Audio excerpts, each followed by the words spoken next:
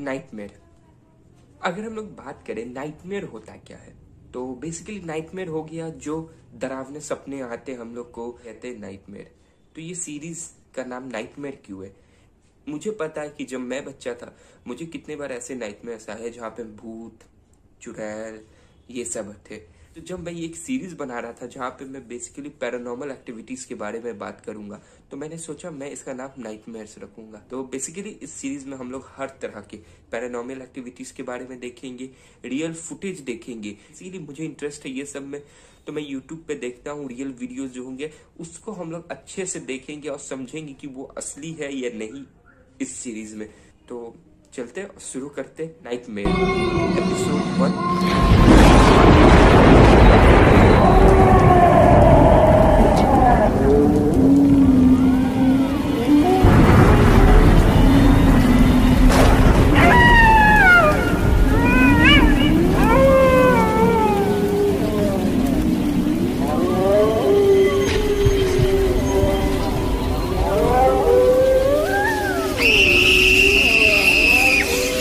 पहला एपिसोड है नाइटमेयर का और आज हम लोग देखने वाले हैं real case of Ed and Lorraine Warrens. तो सबसे पहले जिन लोगों को एड और लॉरेन के बारे में नहीं पता, अगर आपने कंजूरिंग मूवी देखी है तो आपको पता होगा कि मैं किन दो के बारे में बात कर रहा हूँ। कंजूरिंग मूवी जो रियल स्टोरी है इन्हीं के एक केस पे बेस है। तो इस वीडियो में मैं वो सब स्टोरी नहीं बताऊंगा जिसपे मूवीज बन चुकी है, मैं वो स्टोरी बताऊंगा जिसपे मूवी नहीं बनी है और वो आपको जानना चाहिए। तो चलते हैं और हमारे पहले केस पे बढ़ते हैं, द स्मर्स फैमिली।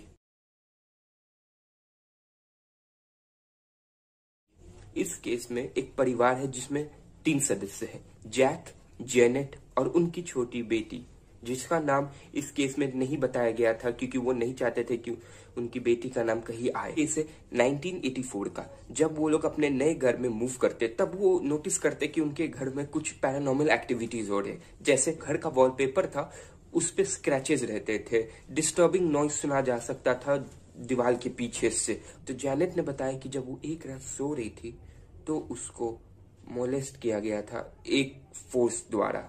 इंसिडेंट उनके घर में तेजी से बढ़ने लगे तब उन्होंने जाके एड और लॉरेन से कांटेक्ट किया। इस घर में 1 नहीं, 2 नहीं, 3 नहीं, 4 स्पिरिट है, जिसमें से सबसे पहला स्पिरिट एक बूढ़ी औरत का है जो हार्मलेस है, दूसरा स्पिरिट एक ओल्ड मैन का है जिसकी मौत उसी घर में हुई थी, और तीसरा स्पिरिट एक छोटी बच्ची का है। चौथा वहां पे एक डीमन था जो इन तीनों को कंट्रोल करके घर में पैरानॉर्मल एक्टिविटीज करवा रहा था। एक डीमन 2 साल तक वो स्पिरिट ये घर छोड़ के गई नहीं। उन टाइम में जब भी एग्जॉर्सिज्म कराना होता है तो उस टाइम पे ऐसा नहीं था कि आज आए स्पिरिट मिला चलो एग्जॉर्सिज्म शुरू करते, नहीं।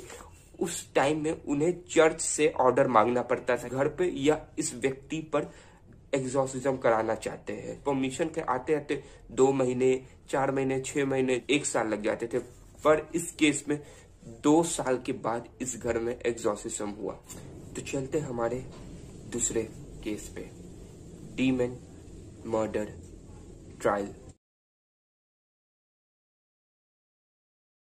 पे। ये फर्स्ट कोर्ट केस यूएसए का था जहां पे डिफेंस ने फॉट किया अपने क्लाइंट को इनोसेंट प्रूव करने के लिए कि वो डीमन के वश में था जब उसने ये क्राइम किया। इस केस का मैं आपको विकिपीडिया लिंक डिस्क्रिप्शन में दे दूंगा अगर आप इस केस के बारे में और पढ़ना चाहते। बेसिकली रफ आइडिया दे देता हूं इस केस में हुआ क्या।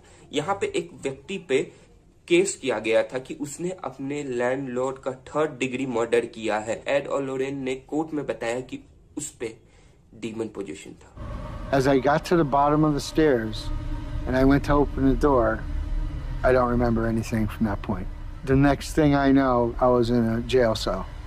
And I said, "What's going on here?" And they say, "Well, you're being charged for murder."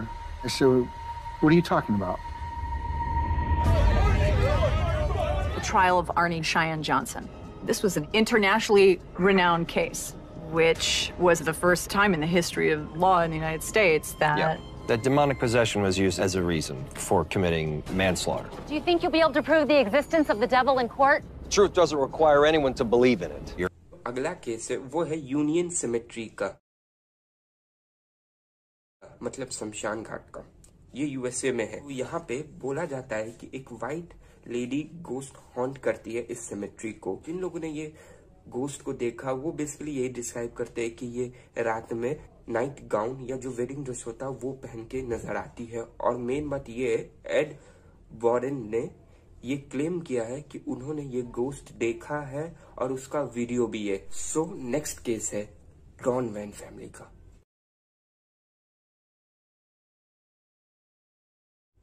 तो 1917 में जब एड और लॉरेन वॉरेन्स को एक फैमिली के बारे में पता चला जहाँ पे पैरानॉर्मल एक्टिविटीज हो रही है, तो वो सीधे उस फैमिली से मिलने गए।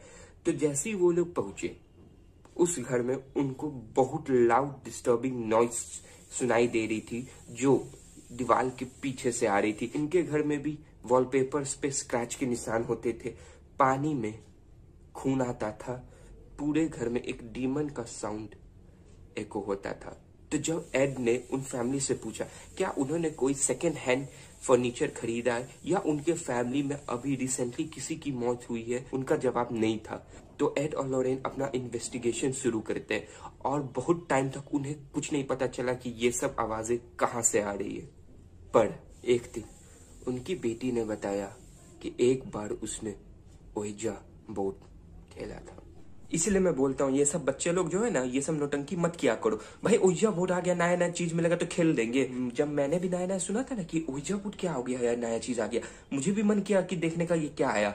मैं भी सोचा इसको खरीदूं, फिर मैंने तो एक बना के भी रख दिया। मैंने उसे हाथ से पूरा बैठ के ओइजा बोर्ड बनाया, फिर मेरी गंदी तरह से फट गई, मैं नहीं किया। ये बच्चे लोग को तो चैन है नहीं, ओइजा बोर्ड करेंगे मिल भूत से।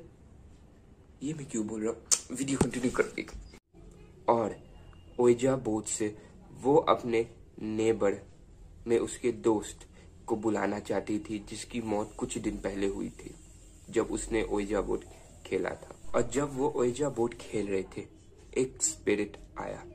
उस स्पिरिट ने उस बच्ची को बोला कि वो उसी बच्चे का स्पिरिट है।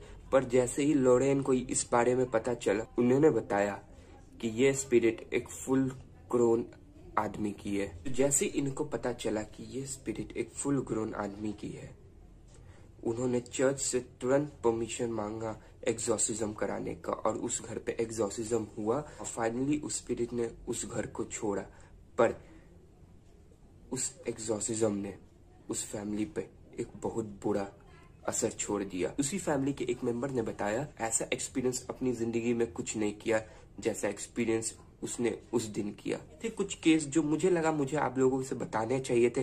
बेसिकली फर्स्ट एपिसोड है तो मुझे लगा आप लोगों को ये सब जानने में बहुत मजा आएगा, तो मैंने आप लोगों को ये सब के बारे में बताया। आप लोग मुझे कमेंट में बता सकते हैं, मैं इसका पार्ट 2 भी बनाऊंगा। तो अगर आपको ये वीडियो पसंद आए तो वीडियो को लाइक करिए, चैनल को सब्सक्राइब करें और मिलते हैं नेक्स्ट एपिसोड में। तब तक के लिए bye. I don't know where I am, I don't know where you take me, I don't know where you take